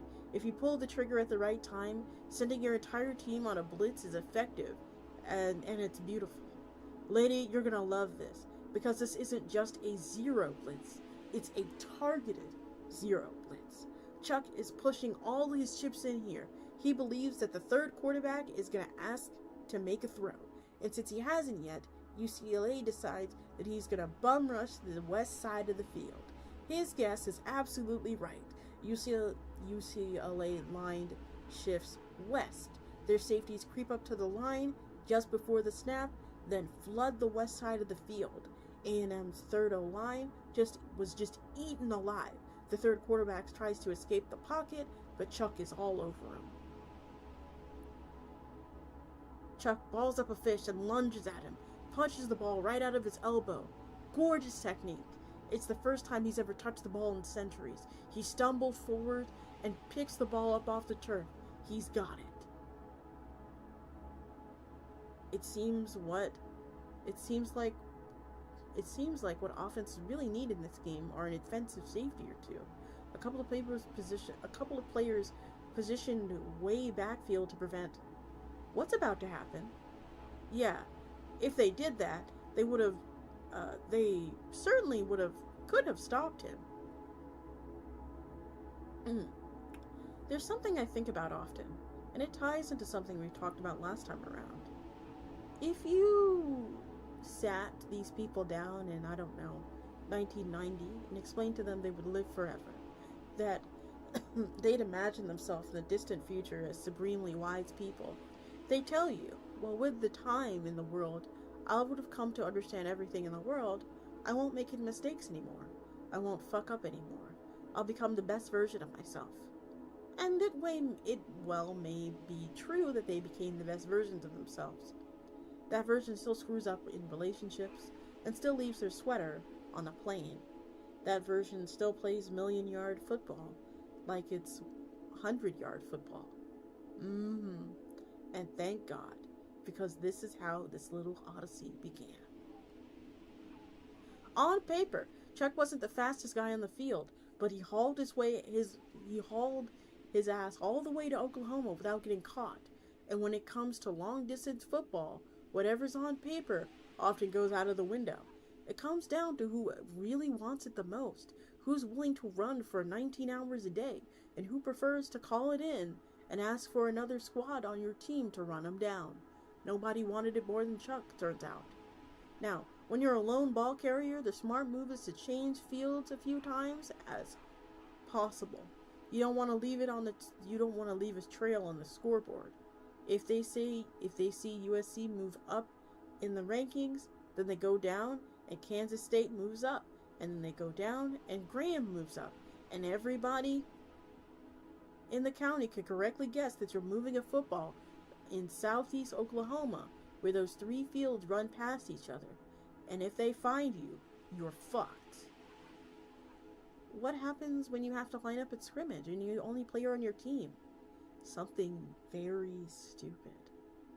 In the old NCAA football rulebook, which was our foundational text, in almost every case we tried to interpret it as literally possible. Of course, there was neither a rule nor a mere insinuation on how one player offense should line up, so we did our best. The lone player lines up at the center and snaps the ball to nobody. In all football rules, this would be treated as a fumble, and is treated logically, and is legal for the center to then turn around and recover it. But wouldn't it be just as legal for the defense to just bowl you over? Yeah, it's painful, and it's a painful and humiliating experience. That's cool. That sucks. That's cool. Motion passes, 2-1. So back to our buddy Chuck here. He's made it about 200 miles north. He's trying to stay on the Kansas field a while longer, and then cut northwest. This is what players are coached to do when they're carrying a ball by themselves. In northwestern United States, it's a lot more sparse, and there's a lot less action. A lot less likely to run into trouble. From there, he can just link up with the UCLA field. Mission complete. But then, what about the Kansas 198,000 yard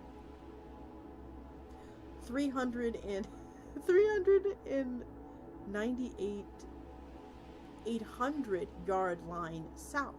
He runs into trouble. He's about to hit the Arkansas River. And on the other side, he sees a huge squad of KU players who finally showed up to figure out what a ball is doing on their field. Chuck doesn't really have a choice. He jukes northeast to transfer to western Michigan's field.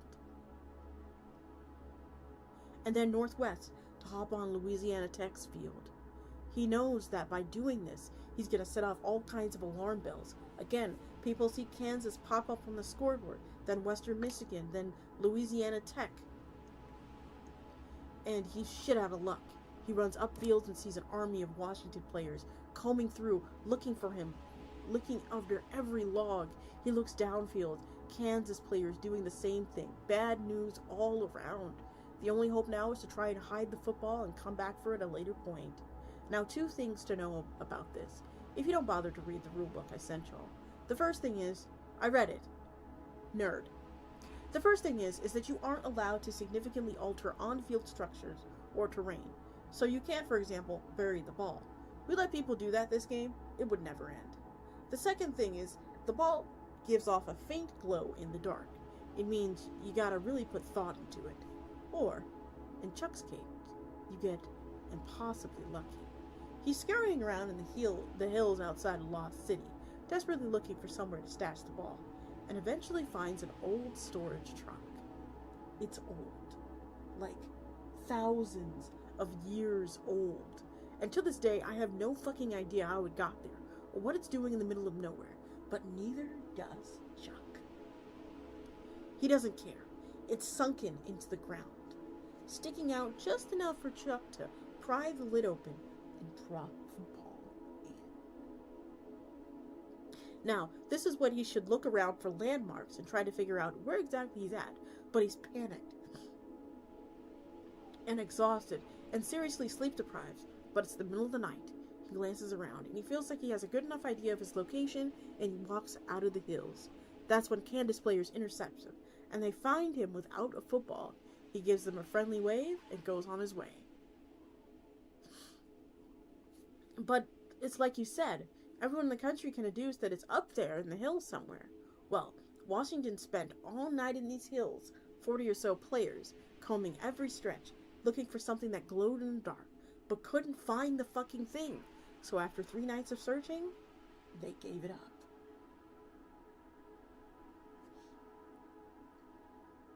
Meanwhile, the rest of the country just assumed that Washington recovered it. Yeah, but the scoreboard only showed that Louisiana Tech had a ball in their field. It still says that now. Why would people assume that? Well, they assume that Washington took the balls and hid it somewhere on Tech's field. They took it and hid it somewhere up north. Probably. Although, from their perspective, there's no telling. You can do that? Sure, why not? The teams have sometimes done that. It's a known tactic. Why would you hide your ball on someone else's field if you had a choice? Hey, maybe you found a really good hiding spot. Or maybe you just want to drive your opponents nuts. Remember, all that matters is if you have the ball on your own field at the end of the game. Until then, you can dump them wherever you think is safe. To Louisiana Tech and everyone else, it seems like a far more reasonable explanation than 40 people spent 3 nights looking for a glow-in-the-dark football that was hidden by one dude who didn't ever know the terrain, and they couldn't find it. And indeed, for the last 63 years, Louisiana Tech has had a ball in their field that they can't find, and it drives them fucking crazy. Chuck has wanted to sneak back in and find it, but the area is just so hot with activity these days that he couldn't go anywhere near these hills without drawing suspicion from Tech. But UCLA really wants to bring the ball home, so they struck a deal. You can sort of think of it as an archaeological mission. UCLA calls up Louisiana Tech and was like, hey, we know exactly where it is. If you let Chuck onto your field for a few days, we'll go get it. And we'll challenge you to a conventional football game on your home field, old school, 100-yard football with 100 players on each team, winner takes the ball. Holy shit. Me too. Except, he can't fucking find it.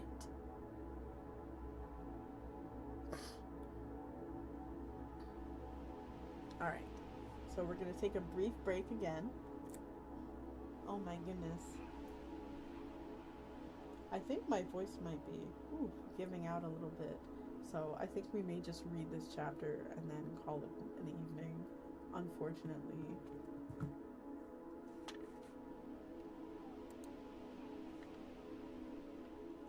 As much as I really want to, the ball has gained sentience and started ducking, just hitting that duck move, hitting the Mary J. Blige.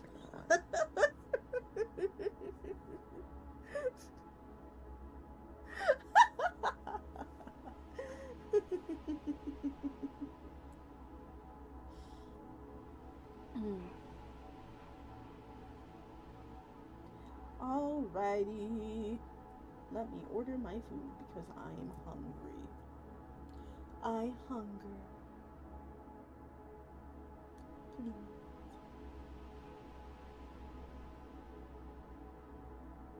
It's so expensive. It's alright, I will pay.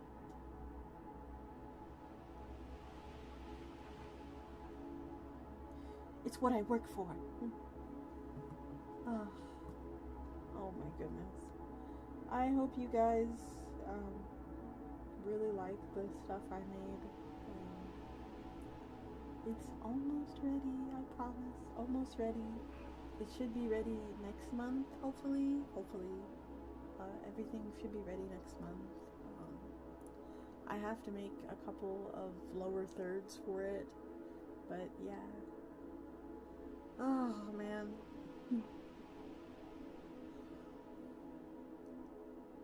Oh, I'm so excited. I was eating dinner, and you didn't share? Preposterous. What were you eating? What was everybody eating? What is everybody eating for dinner? I'm having Taco Bell. Because, I want to suffer during my singing lesson. Fried plantains with cheese? Ooh, that sounds so good. I love plantains.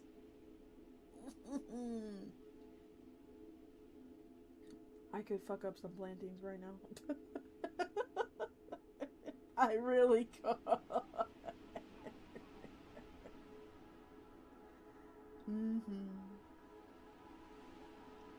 Oh, I really, I'm gonna miss What? Why am I getting clipped? It's food! What? Wait, why am I getting clipped? Why am I getting clipped? Wait. What is wrong with you? RoboClo, don't do that. RoboClo, I forbid you. Roll credits. No.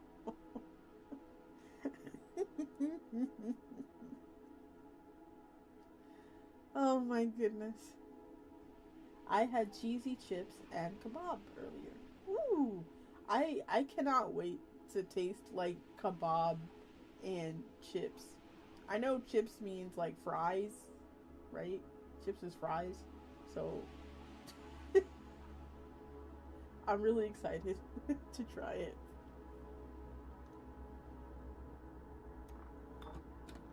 Hopefully it visually looks good, because I won't eat it if it looks scary.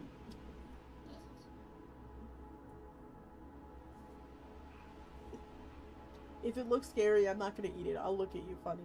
You know what I'll give you this. Hold on. I'll give you this look. And then I'll just kind of motion for you to take it away from me. Just, what is this? German Doner kebab is probably our best bet then, lol. It also needs to look like seasoned food, or else I will also give it this. They do really good boxes, very swish presentation. Okay. Or I may even hit you with.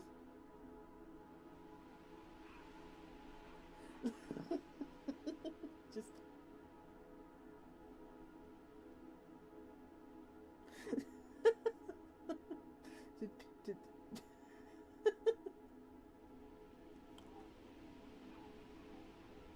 Oh, hold on, I have to.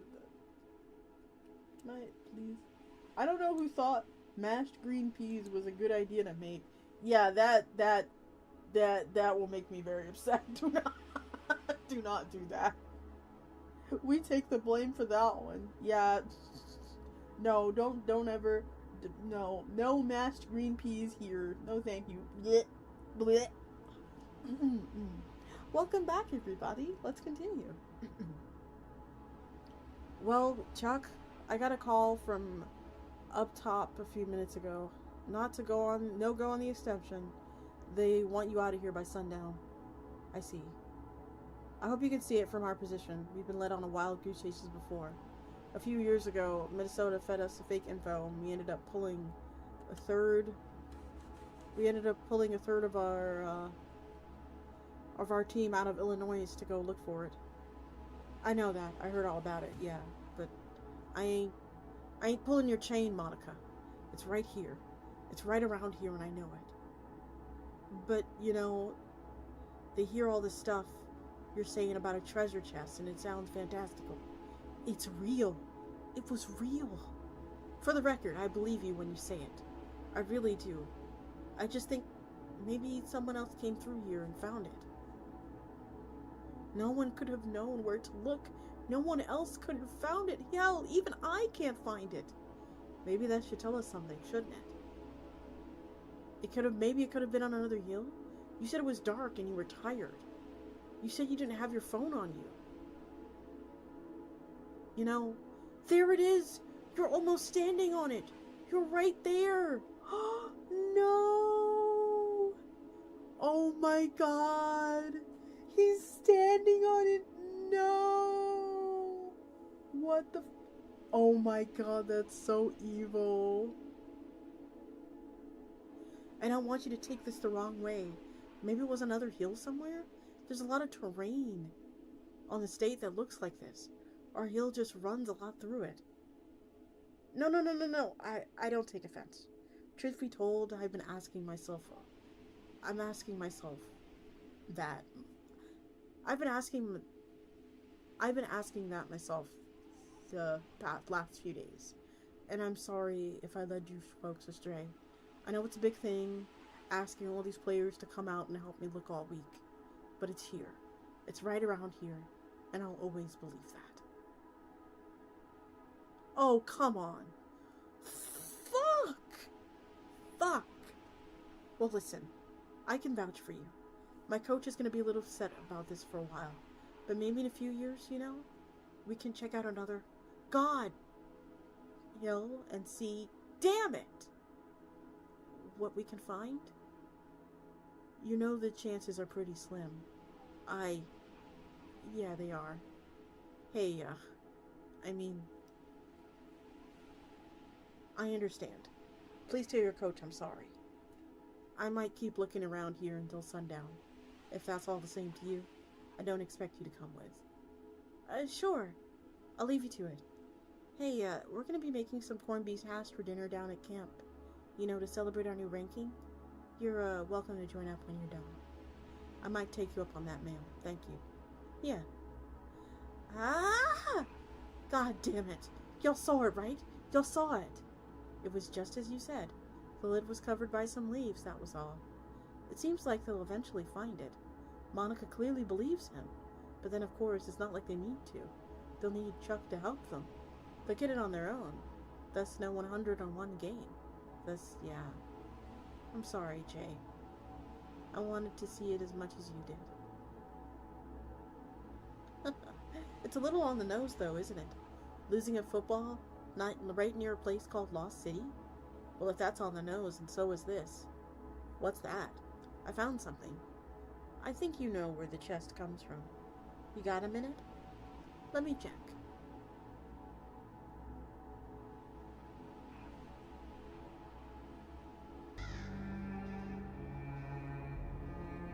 Praise you?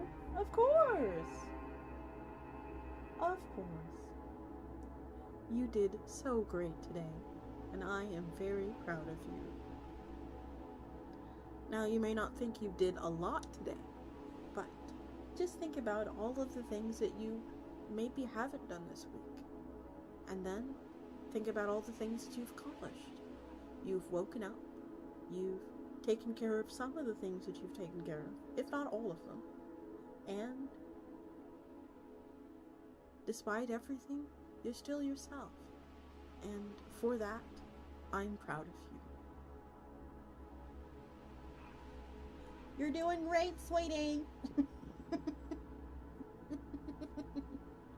Hopefully that is enough praise. Thank you, Mommy. Oh my God. Don't call me that. Where's my spray bottle?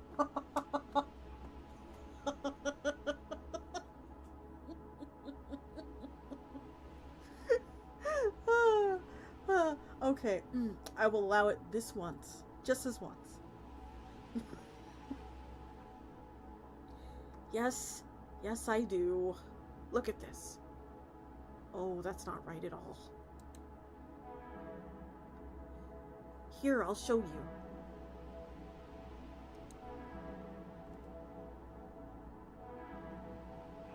Jesse James, Frank James, Bob Younger, Cole Younger. Lost City, Oklahoma, January 20th. Fate plays strange tricks with mankind. Something 30 years ago, Cole Younger and the remainder of the band, headed by Jesse James, halted at Lost City during a driving blizzard of snow and sleet, just long enough to bury more than $63,000, which they have secured in a bank robbery in Texas. The possibility of pursuit and capture suggested they bury their money at Lost City and return for it later. 25 years later, Cole Younger came out of prison as an old man. He returned to his home in Missouri and lived there for the rest of his life, dying last fall.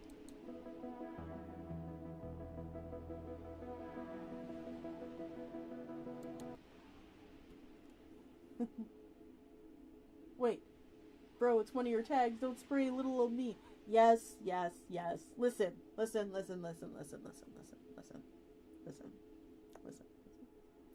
Get in real close.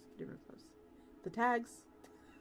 See, the tags are important. The tags are very, very, very important, okay? The tags are important. Technically, I feel like I'm more like an aunt rather than a mother, but mother is fine. I don't mind it too much. It's okay.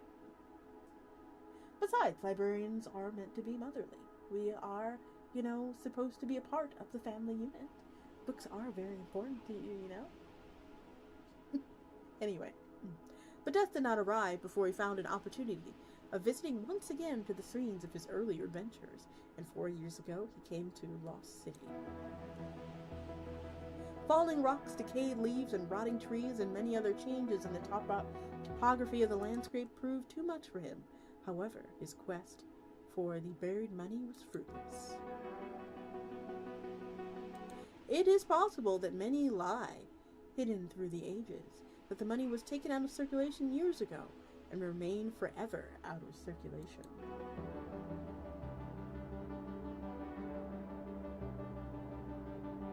Wow, it's still in great shape. The nanobots must have designated it as a structure and maintained it. Of course, all his money inside is rotten away. Sorry about your luck, idiot. Oh, come on. That's not nice. Wait, hold on. What do you know about the James Younger gang? Well, I was built like 20th century American, so let's see.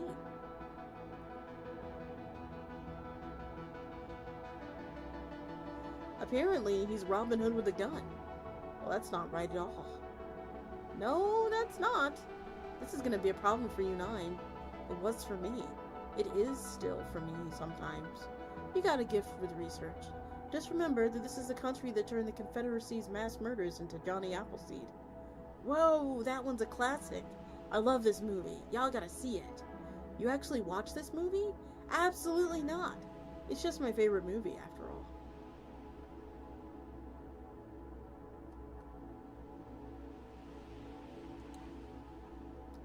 Alrighty. And I think that is where, tentatively, I'm going to end it tonight. Even though I do want to read more, I do feel my voice giving out, and I want to make sure that I am the very best and well preserved for you guys. So, if you would give me a second, I will find someone that will take care of you and treat you all wonderfully. Just give me just a moment.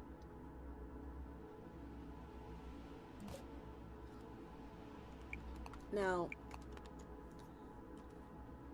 this week we're probably going to do a fun little, maybe we can do a fun little party game. I want to do definitely a party game this like maybe something like Jack in the Box or something like that. I think that would be fun. I will send you all off to Pearl, who is doing something crazy. Looks like Pearl is playing some game. Let's go ahead and start the raid. Thank you all so much for coming today. You have a wonderful evening. Stay spooky and be good. Remember that you represent me when you're going in there. So behave yourselves, okay? Night night. Heavy hitter.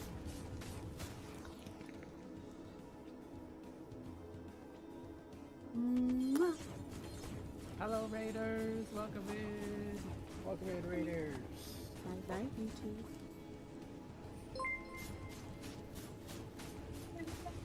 Oh my gosh, we got doubled.